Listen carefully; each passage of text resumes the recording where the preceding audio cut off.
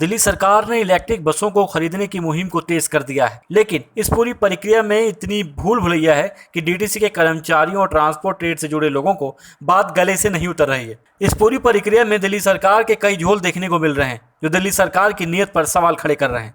आपको बता दें कि दिल्ली सरकार ने डीटीसी में 300 बसों का जो टेंडर जारी किया था, उसको लेकर 3 कंपनियां रेस में हैं। खास बात यह है कि डीटीसी ने हाल ही में 700 और इलेक्ट्रिक बसों को दिल्ली में चलाने का प्रपोजल केंद्र के पास भेजा है। केंद्र सरकार की फेम 2 स्कीम यानी faster adoption and manufacturing of hybrid and electronic vehicles में ई बसों की खरीद पर केंद्र की ओर से भी सब्सिडी दी जाती है। डीटीसी की ओर से 700 ई बसों की खरीद को लेकर केंद्र के पास प्रपोजल भेजा गया है और केंद्र की मंजूरी के बाद दिल्ली सरकार को डिटेल प्रपोजल भेजा जाएगा। सरकार ने 300 एसी लो फ्लोर इलेक्ट्रिक बसों के लिए जो टेंडर जारी किया था, उसमें 3 बिड्स सरकार को मिली है। 3 बोलियों में से 2 कंपनियों ने पार्टनरशिप में आवेदन किया है। दिल्ली सरकार ने इस महीने की शुरुआत में ई व्हीकल पॉलिसी लागू की है, जिसमें इलेक्ट्रिक बसों पर खास फोकस किया जा रहा है।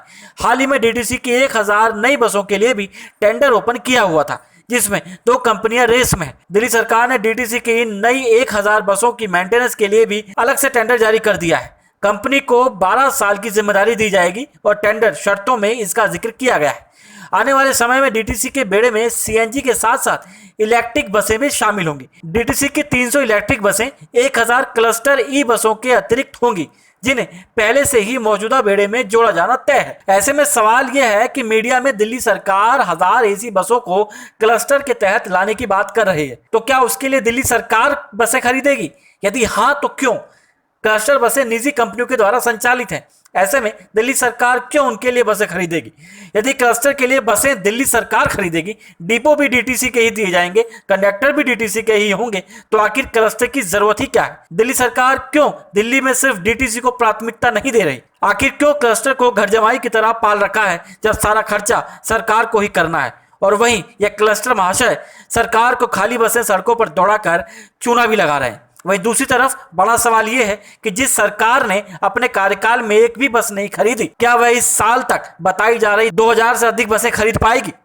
सरकार को साफ करना होगा और जनता को बताना होगा कि दिल्ली सरकार के द्वारा खरीदी जा रही सभी बसें डीटीसी के ही बेड़े में ही आएंगी और जो बसें क्लस्टर में आएंगी वह दिल्ली सरकार नहीं खरीदेगी। इस मुद्दे पर दिल्ली परिवहन मजदूर संघ के महामंत्री कैलाश चंद्र मलिक ने बताया कि यदि ये बसें डीटीसी में आती हैं तो हम इस सरकार का तहे दिल से स्वागत करेंगे, लेकिन यदि बसें डीटीसी का प्रचार करके क्लस्टर में दी जाती हैं तो हम सड़क पर उतरकर सरकार का विरोध करेंगे और आंदोलन को तेज करेंगे। हम ये इसलिए कह रहे हैं कि इस तरह की मीडिया सूचना पहले भी 6 वर्षों में सैकड़ों बार देखने को मिली है, लेकिन कभी टेंडर फेल हो जाते हैं तो कभी जगह की कमी बताकर डीटीसी के बेड़े में गाड़ियों को नहीं जोड़ा गया, जबकि डीटीसी के पास इतनी जगह है कि डीटीसी ने अपने डिपो क्लस्टर बस सेवा को पार्किंग के लिए दे रखे हैं। कुल मिलाकर साफ है कि दिल्ली सरकार खिचड़ी ना पकाए और साफ करे कि वह यह बसें डीटीसी में ला रही है या नहीं। और यदि क्लस्टर के लिए भी बसें सरकार ही खरीद रही है तो लगातार घाटे के बाद भी क्लस्टर बसों पर इतनी मेहरबानी क्यों? आखिर ये रिश्ता क्या कहलाता है? न्यूज ट्रांसपोर्ट विशेष ब्यूरो रिपोर्ट, दिल्ली।